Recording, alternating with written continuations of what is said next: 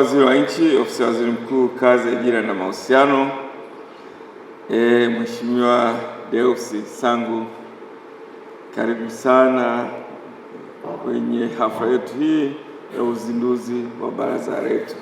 Nitambue uwepo wa katibu msaidizi wa baraza ambao tuko nao hapa. Vivyo tuko na wajumbe wa baraza na wale wote ambao wamealikwa kwenye baraza hili na waandishi wa habari. Kazi na utu. PSSF.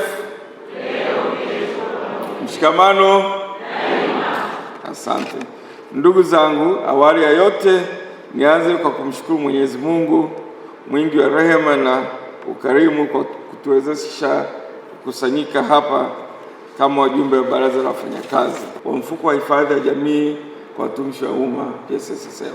Kwa namna ya pekee napenda kushukuru wewe Mheshimiwa Waziri kwa kukubali kwa mgeni rasmi katika uzinduzi wa hili baraza la wafanyakazi ambalo ni baraza la 3 tangia kuanzishwa kwa PSSSF.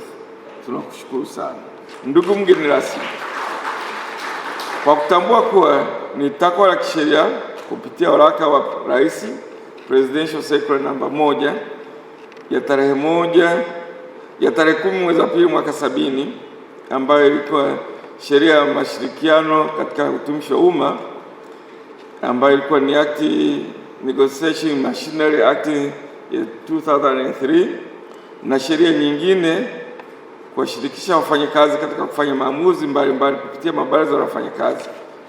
Ndugu mgeni rasmi, ili kupanua wigo wa ushirikishwaji wa wafanyakazi katika maamuzi yanayohusu utumishi wao na kwa lengo la kuleta ufanisi mahali pa kazi, baraza letu limeundwa kwa kujumuisha management ya mfuko, wawakilishi wa wafanyakazi wa mfuko kutoka kila kanda, kutoka kwenye kurugenzi na vitengo, na wajumbe kutoka chama cha wafanyakazi cha Twiko chenye wanachama wengi hapa, kina wanachama karibu ya 378, na wajumbe wengine kutoka chama cha wafanyakazi wa Tarugu chenye wanachama 48 ndani ya mfuko.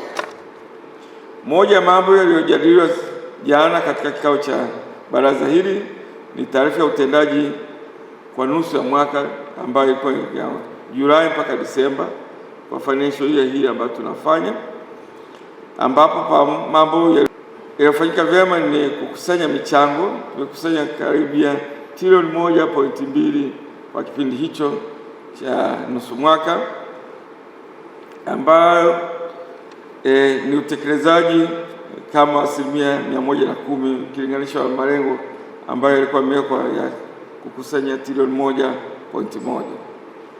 Vile vile tumefanya ulipaji wa mafao kiasi cha shilingi bilioni 883 ambayo ni 99% ya lengo tulikuwa tumejiwekea, na vile vile tumefanya uwekezaji wa shilingi bilioni 965.37 ambayo ni 113% ya lengo tulikuwa tumejiwekea ya kuwekeza shilingi bilioni 854.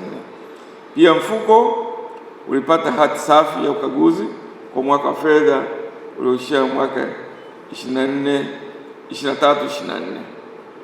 Aidha, mfuko ulisajili wanachama wapya 21,792 ambao ni 78% ukilinganisha na malengo ya kusajili wanachama 27,812. Hii inatokana na idadi ya walioajiriwa kwenye sekta za umma kwa kipindi hicho. Ndugu mgeni rasmi, kama nilivyotangulia kusema, baraza hili unalizindua leo ni baraza la 3 tangu kuanzishwa kwa mfuko mwaka 2018. Hata hivyo, napenda taarifu kuwa baraza la pili lililomaliza muda wake limefanya kazi kwa mafanikio makubwa sana. Kipekee, baraza lilikuwa na msaada mkubwa kwa mfuko katika mambo mbalimbali, ikiwemo kushauri management ya mfuko juu ya ufanisi wa kazi zake. Mathalan, baraza lilishauri mfuko kuzindua mfumo wa PSSSF pamoja ambao umewezesha wanachama wengi kujisajili na kuwasilisha maombi yao ya mafao yao kwa njia ya mtandao. Pia baraza lilishauri juu ya mambo yanayohusu ustawi wa watumishi wa mfuko, ambapo masuala mbalimbali ya watumishi yaliendelea kuboreshwa. Nichukue fursa hii kuwaasa wajumbe wa baraza kama wawakilishi watumishi wenzao wahakikishe wanaendelea kutimiza majukumu yao kama ilivyopaswa.